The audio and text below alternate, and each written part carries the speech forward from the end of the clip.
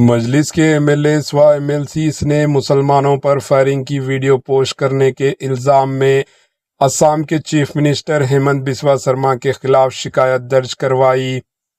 A I am I am کے ارکان assembly اور ارکان قانون ساز کونسل ایم ایل سیز پر مشتمل ایک وفد نے حیدرآباد پولیس کمشنر وی سی سجنار آئی پی ایس سے ملاقات کی اور آسام کے چیف منسٹر ہیمنت بسوا سرما کے خلاف باضابطہ شکایت درج کروائی ہے۔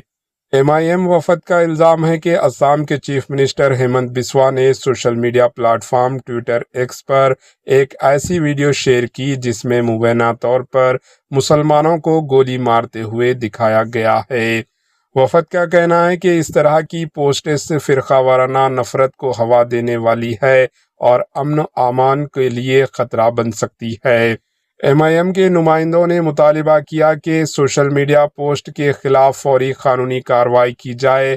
وفد نے پولیس کمشنر کو تحریری شکایت بھی پیش کی۔ اس معاملے پر پولیس حکام کا کہنا ہے کہ شکایت کا جائزہ لیا جا رہا ہے اور قانونی پہلوؤں کو مد نظر رکھتے ہوئے مناسب کارروائی کی جائے گی۔ مزید تفصیلات کا انتظار ہے۔ Bureau report ایجن news.